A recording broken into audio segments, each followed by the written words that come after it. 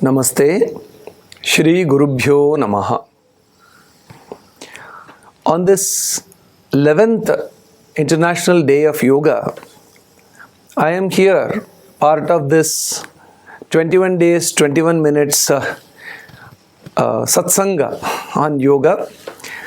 I will be today sharing my thoughts on what is central to yoga, the essence of yoga, and this would be based on the life of Sri Sadashiva Brahmendra. Sri Sadashiva Brahmendra is a great yogin who lived in 17th century in the Tamil Nadu region, and he is also a prolific contributor to yogic Vedantic literature. So from his life, how do we understand the essential aspects of yoga? So that I will be happy to share today with you.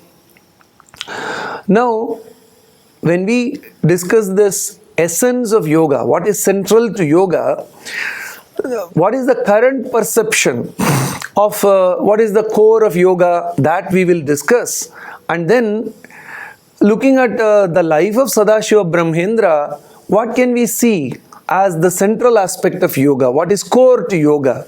So these are the two approaches that we will be having with regard to this particular talk. Now, as everyone is aware, we are all celebrating this International Day of Yoga because the UN has declared, with about the support of more than 170 nations, that June 21st is the International Day of Yoga, and the resolution on the December 11th, 2014. So it says that yoga is capable of tackling NCDs, promoting healthy lifestyle, and then a holistic approach to health. And hence, this is the central aspect as we understand from that document that yoga is to be accepted, yoga is to be propagated, awareness about the efficacy and value of yoga is to be spread using this International Day of Yoga, having this as the goal of yoga, promoting health, promoting a positive lifestyle. And of course, towards this, there is ample research evidences.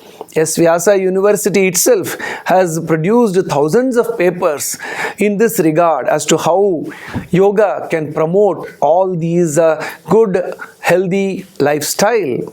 So its role in inducing autonomic nervous system, having a favorable impact on the heart rate, blood pressure, how it favorably kind of influences the respiratory rate, cardiovascular efficiency, musculoskeletal flexibility, how it normalizes weight, and so on and so forth. Everyone is aware of the physiological benefit of yoga, and we also see the psychological health is also favorably impacted by yoga. It helps in self-actualization, self-acceptance, societal adjustment. It also kind of favorably influences and improves various cognitive functions, psychomotor functions, grip strength, depth perception, and whatnot. So hence, we are thinking, or as per that UN document, yes indeed, this is the catering to the health and well-being of humanity. That is the essence of yoga. And even our same yogic literature, traditional yogic literature, also supports this view of yoga being efficacious and that being central to yoga. For example, in Hatha Yoga Pradipika, we see Vapuh Krishatvam, Vadane Prasannata, Nada Sputatvam, Nayane Sunirmale, Arogata, Bindu Jayaha, Agni Deepanam, Nadi Vishuddhihi, Hatha Siddhi Lakshanam. So the slimness of the body, and then a freshness and pleasantness in the face, reflecting good health, Nada Sputatvam, clarity of the speech, which also kind of indicates the inner manifestation of Anahata Nada, and then the eyes being clear, and then good immunity power, arogata, and then good control over the senses, Bindu Jayaha, Agni Deepanam, good stimulation of the digestive fire, showing nice metabolism working, and then Nadi Vishuddhi, cleansing of the nadis. So hence, both the traditional literature and the scientific literature shows that yoga is a very, very healthy practice which leads to all these kinds of wellness.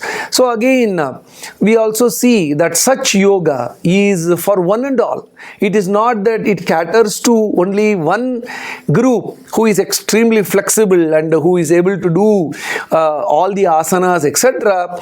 Again, we see same from the Hatha Yoga Pradipika and also from the practical experience. Yuva vruddhaha ativruddhaha va vyadhitaha durbalopi va abhyasat siddhim apnoti sarva yogeshu atandritaha. Such beneficial yoga is for the youths, for the old and extremely old, and people who have various weaknesses and ailments. So appropriate practice of yoga will bring us to this essential core deliverable of yoga, that is health and wellness, cutting across age groups and also health conditions.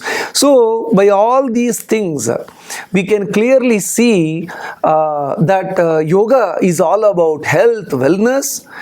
And is this the sum and substance of yoga? Is this what yoga can deliver to us? No doubt that this is very, very crucial. Having a healthy, sound mind in a sound body. That's what Swami Vivekananda also says. Yoga, of course, facilitates this. But is yoga limited to this? So we have to think. And is this the only reason for which yoga exists? Is there anything beyond this? So this is not to show that there are deeper dimensions, we are all ignorant about it, not that. That's not the objective of raising these questions. It is, can we derive more from yoga? We are of course deriving the physiological and psychological benefits. Are there higher benefits that we can derive from yoga? So hence it is from that positive perspective that I am trying to look into what constitutes the core and essence of yoga. So this will help in broadening our perspective of yoga, the greater purpose of life, and even our approach to yoga may change if we look into what other essential aspects of yoga do exist. So now, what is the way to know all these things, the deeper and higher dimensions of yoga beyond health and wellness? So one thing is, our Shastras say, Mahajano yena gataha sapanthaha. So we can learn from the lives led by great people. If we can follow and try to understand from their lives, we may get more perspective. The texts, our experiments, that is the Pratyaksha and Agama, can give us certain examples, but the role models who have lived the life, those lived experiences, if we can observe, we may end up discovering more wider, greater, deeper, profound dimensions of yoga. Even Yoga Sutra itself mentions about this when it says Vitaraga Vishayam Va Chittam. So we can learn from those Vitaragas, those who are free from attachments, bondage, etc. When we observe their lives, then also the mind attains a sense of peace and also understands the greater purpose and the greater potentials that we can reap from yoga. So from this perspective, there are so many yogis whose life we can look into, like Vishwamitra, Shuka, and so many other yogis. They have existed, the old and new great yogis existed. Among them, I would like to delineate upon Sadashiva Brahmendra, who not only theoretically contributed to yoga by writing a commentary called Yoga Sudhakara, he was a living example, an epitome of a yogi, we call him. So from his life, we can see what are all the extraordinary things that we can attain from yoga. We see he lived in 17th century, as I mentioned earlier, around the Tiruchirappalli, Tanjavur region. So there are so many anecdotes from his life that we see. We can see that once he was in a great state of samadhi in the banks of river Kaveri, and then there was a sudden flash flood in Kaveri, and he has been carried away by that, and he lay buried under the ground until discovered by a villager, a farmer, when he was digging for something, and they kind of found him alive under the mud, buried under the mud, alive. Such a wonderful thing, no, not affected by the elements, not even when carried away by the water, nor being kind of submerged under the sand. He lose his life. So we see Bhuta Jayaha being spoken in the Yoga Sutra, Sthula Swarupa Sukshma Anvaya Arthavatva Sanyamat Bhuta Jayaha.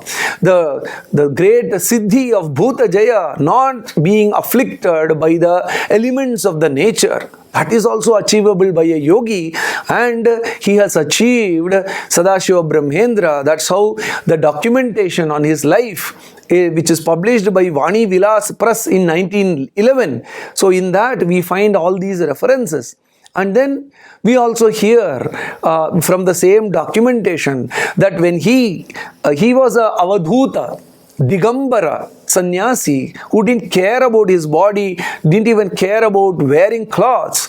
So in his samadhi state, he was walking, and then he walked through the tent of a local ruler, and then being offended by this, that local ruler, out of rage, he cut the limbs, the hands of Sadashiva Brahmendra. But see the Ashcharya. To great astonishment, the limbs grew back to him. So the hands on their own, they grew back. So this reminds us of a yoga Vasishtha statement. Shamamrita rasachannam mano yamet nirvritim chinnanyapita yangani manye rohanti raghava. Means a person whose mind is immersed in the nectar of inner peace, shama. For him, even if his physical body is mutilated, those limbs will grow back. This was stated in Yoga Vasishtha way back in ancient times, that he lived. So because for a person who is established in Purusha, the Prakriti is subservient. All the laws of Prakriti will not apply, and Prakriti will come on its own to help the yogi attain his fullness at all levels, even at the physical level. So Prakriti itself came back and gave him the limbs. Such an extraordinary potential. Earlier we saw health and wellness alone being the potential of a yoga, the deliverable. Now we see from the life of Sadashiva Brahmendra such extraordinary things that we can only kind of imagine that he lived. And this has been documented, systematically documented, as I mentioned earlier, in the publication of Vani Vilas Press in 1911. And then in his life, we see he has been seen in multiple places at the same time. At the same time, he is seen in multiple places. This is Nirmana Chittani Asmita Matrat. We can see that. So again, the great siddhis.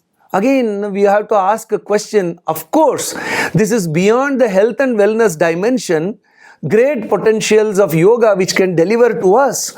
This is indeed showing that we are only scratching the surface of yoga, but there are deeper deliverables that are there in yoga. As we immerse ourselves deeper in yoga, these the matter-defying potentials can be kind of unearthed, because chitta bala vyatirekena sharirena karmana kaha etat sarvam sadhayitum utsaheta. As we strengthen our mind deeper and deeper, then all these potentials will get revealed. Again, we have to ask another question. Are these siddhis alone the great potentials of yoga? When we ask this, then we have to think beyond this also. Tada drashtuhu swarupe avasthanam.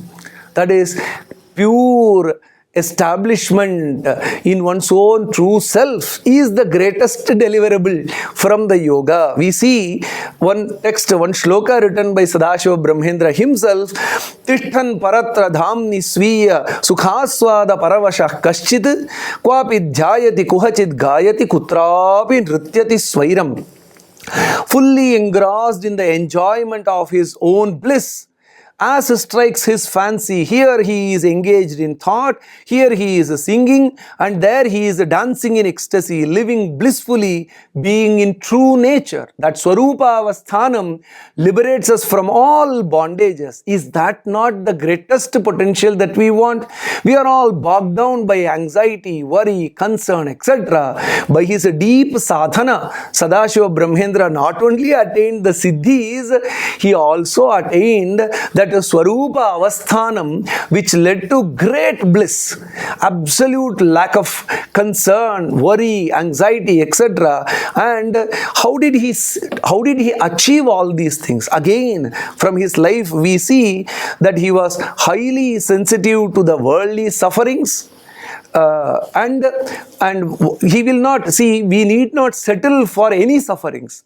Our birthright is to experience Paramananda. Sadashiva Brahmendra, from his life experience, we see that he was so immersed in the Shastras that he did not settle for even a small suffering, and he worked towards the realization of the full bliss that is available for him. So that is one approach, uncompromising. Not even an iota of suffering we need not accept. We should be sensitive enough to avoid any potentials of suffering, physical, mental, psychological, physiological, all these, emotional, and we have to raise above. We have to constantly think about it, acutely being aware of it. That Sadashiva Brahmendra was. And then even when he was a great sage, when others pointed out mistakes, lacuna, deficiencies, he reformed himself. Again, for this, there are so many anecdotes. For want of time, I am not going into all these things. It may be discussed in later episode. And learning from mistakes, and finally, intensity. He never ever let the intensity in his sadhana to self-realization, even a little bit, even his guru, Mahadevendra Saraswati, Paramashivendra Saraswati Swamiji, he was kind of envious, almost like, oh, I cannot be like him. Absolutely unconcerned, absolutely blissful. So I would also want to become like my Shishya because of his intensity in practice of the goals of ideals of yoga. We speak a lot about the ultimate Kaivalya, etc. So hence, not compromising to even an iota of suffering, willingness to learn from failures, and also intense practice or sadhana.